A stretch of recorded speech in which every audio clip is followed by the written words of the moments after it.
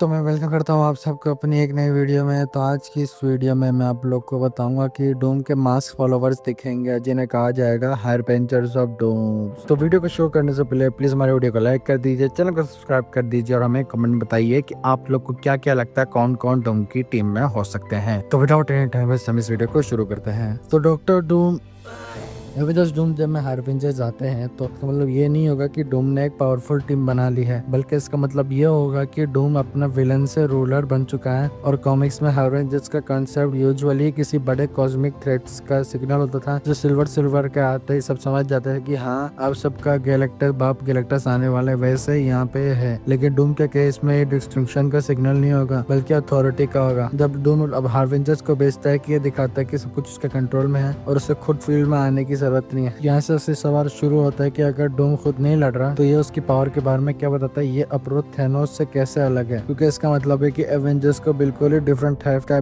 Threat का सामना करना पड़ेगा। अब कॉमिक्स में ये हुआ था कि कॉस्मिक डिस्ट्रक्शन के साथ जुड़ा हुआ है हार्बिंजर्स का। गैलेक्टस का हेलार्ड सिल्वर सफर था, आइडेंटिफाई करता था ताकि गैलेंटस उन्हें कंज्यूम कर सके अर्थ को। तो एक ट्रेजिक एलिमेंट भी था क्योंकि सर्फर ने अपने आप को सेक्रीफाइस करके अपने प्लैनेट्स को बचा दिया था, लेकिन वो बाकी सारे प्लैनेट्स के लिए वो एक डिस्ट्रक्शन का इंस्ट्रूमेंट बन गया। 2015 के सीक्रेट वॉर्स आए बियंडर्स को हार्वेंजर्स ऑफ डिस्ट्रक्शन कहा गया क्योंकि वो लोग सिस्टमेटिकली मल्टीवर्स को डिस्ट्रॉय कर रहे थे। इस तरह हार्बिंजर्स का कंसेप्ट एक सिंगल हेराल्ड से बढ़कर एग्जिस्टेंशियल लेवल थ्रेट पे बढ़ गया। कॉमिक में सीक्रेट वॉर्स में के दो वर्जन्स आए हैं, इन दोनों में बहुत डिफरेंस था। तो अभी हम लोग दो हार्वेंजर्स को कंपेयर करके देखते हैं, cabal versus black order. Secret wars के हार्वेंजर्स हमें दिखे थे कबाल के रूप में, जहाँ पे निकमैन के इंकर्जन्स का एक ऐसा खतरनाक इवेंट था जहाँ दो यूनिवर्स कलाड होते थे इंकर्जन पॉइंट पर। ये इंकर्जन पॉइंट हर यूनिवर्स पर अर्थ और एक ही तरीका था इंकर्जन रोकने का, जिसमें आपको एक यूनिवर्स को पहले ही बर्बाद कर दो, लेकिन एक अर्थ डिस्ट्रॉय नहीं होता था तो दोनों यूनिवर्स खत्म हो जाते थे। अर्थ 616 के इल्यूमिनाटी ने साइंटिफिक मेथड ट्राई किए जहाँ इन्फिनिटी स्टोन्स तक हो गए। जब उनके सामने बात है एक और अर्थ एक और यूनिवर्स को खुद डिस्ट्रॉय करना पड़ेगा, तो उनका मोरल कंपास हिल गया, उनसे जेनोसाइड नहीं हो पाया। पर इल्यूमिनाटी में नमोर के पास टाइम नहीं था मोरल्स देखने का, उसे अपने मोरल से ज्यादा अपने एटलांटस के लोगों पे पड़ी थी। तब नमोर ने डिसाइड किया कि ये जहर पीना पड़ेगा और लोगों को यूनिवर्स को बचाने के लिए दूसरे अर्थ को डिस्ट्रॉय करना पड़ेगा। इसी वजह से इल्यूमिनाटी से अलग हो गया, उसे कबाल बनाया जिसमें थेनोस और उसके पावरफुल एलाय शामिल थे और उनका एक ही काम था, इस अर्थ की तरफ आते हुए दूसरे अर्थ को सिस्टमेटिकली डिस्ट्रॉय कर देना ताकि उनकी दुनिया सर्वाइव कर सके। अब नमोर के लिए ये चीज एक बड़ा ही मुश्किल एक जरूरी फैसला था,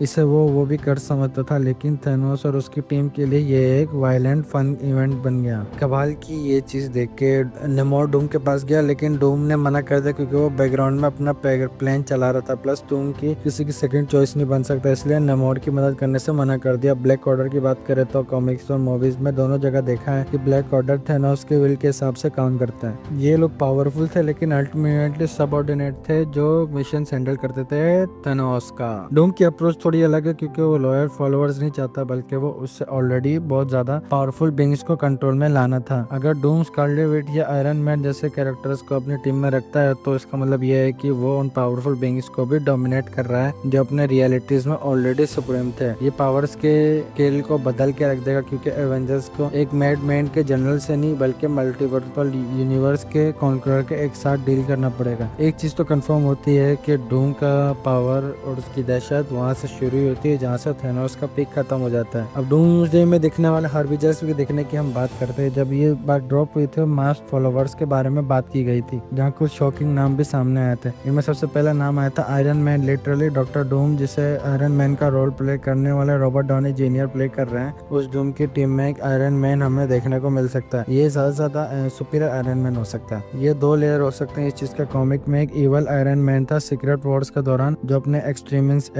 से लोगों को ठग रहा था। मास फॉलोवर्स की हो रही है तो ध्यान सोचा जाए डूम के साथ एक आयरन मैन भी चढ़ सकता है जिसमें टोनी स्टार्क के होने की जरूरत भी नहीं हो सकती। वैसे ही वो फाइट में कूद पड़ेगा जैसे आयरन मैन 3 का मार्क 42 कूद पड़ता था बैटल में बिना टोनी स्टार्क के। दूसरा है स्कारलेट विच। आयरन मैन सिर्फ यूनिवर्स के आधे बीच का सेवियर रह चुका है, लेकिन स्कारलेट विच यूनिवर्स के रूल्स को रिराइट कर सकती है। एक पावरफुल विच जिसने अपने बच्चे पाने करने के लिए मल्टीवर्स को आगे पीछे करके रख दिया, इल्यूमिनेटी को खत्म कर दिया और डॉक्टर स्ट्रेंज को बहुत मारा। सो स्कारलेट विच जो डूम की फॉलोवर है और उसकी लव इंटरेस्ट भी हो सकती है, ऐसा कुछ हमें मूवी में दिखा तो ये काफी मजे का और शॉकिंग भी हो सकता है। अगला नाम मैं नमोर का लेना चाहूंगा कि नमोर सीक्रेट वॉर्स के दौरान बुरे लोगों की टीम में ना हो, ये तो थोड़ा सा मुश्किल है मानने को। थोड़ी देर पहले ही बताया था कि जहाँ सुपर हीरोज की मोरल उन्हें करने कदम उठाने से रोकते हैं, वही नमोर अपने एटलांटिस को बचाने के लिए किसी भी हद तक जा सकता है। इसका हमने एक एग्जांपल वकांडा फॉरएवर में हमने देखा था, जहाँ उसके ताल्लुकान के बारे में दुनिया को ना पता चले, इसके लिए उसने वकांडा के खिलाफ जंग लड़ने चला गया।